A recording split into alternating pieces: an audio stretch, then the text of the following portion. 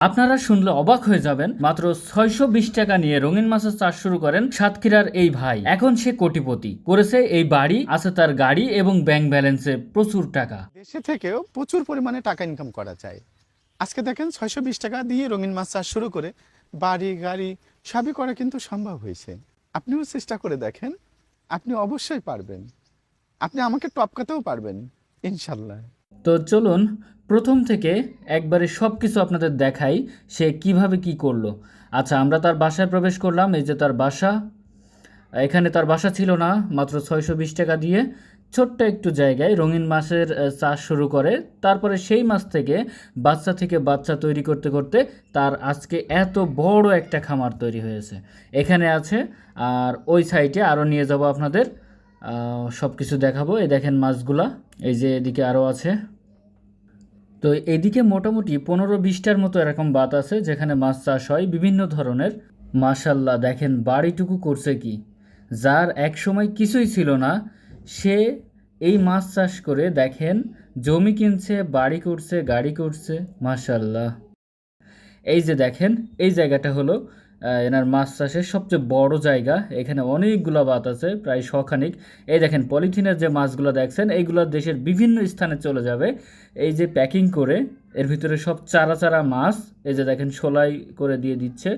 এই মাছগুলো বিভিন্ন জায়গায় চলে যাবে। দেখেন প্রতীক ভাই রাজ, মানে এই বক্সটা, এইগুলো বক্স সব রাজশাহী চলে যাবে।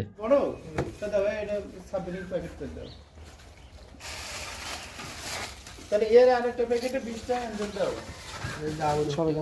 এটা জাস্ট যদি না আগুতে তো মাছ ধরা হবে না। এই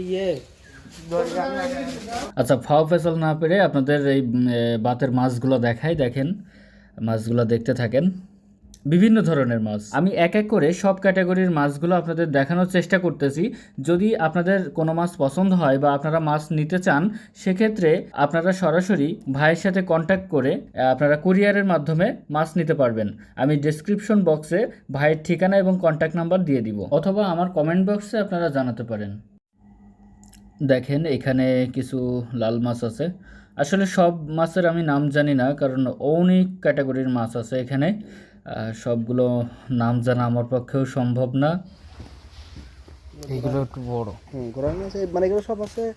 এগুলো একটাতে বাপ মা, এখান থেকে যা বাচ্চা হবে সেগুলো বিক্রি করবে। এগুলো সব হচ্ছে ব্রিডিং পেয়ার বলে এগুলো। এই কি এর মধ্যে ডিম পাড়ে বাচ্চা হইলে তারপর তুলে নিয়ে অন্যদিকে যায়? না, কিছু মাছ আছে এইসব মাছ আছে ডাইরেক্ট বাচ্চা পড়ে, ডাইরেক্ট বাচ্চা করে। আর কিছু মাছ আছে আপনার ডিম পেড়ে দিচ্ছে, ডিম ফুটে যায় দুটো ডিম। বড় মাছের পাশে আছে সব ফুটতে পারে। দেখেন বড় মাছগুলো সব এখানে। বড় মাছগুলো ওই বাতে রাখা যায় না, এই জন্য পুকুরের ভিতরে এরকম নেট করে বড় মাছগুলো রেখে দেয়, এর ভিতরে চাষ করে।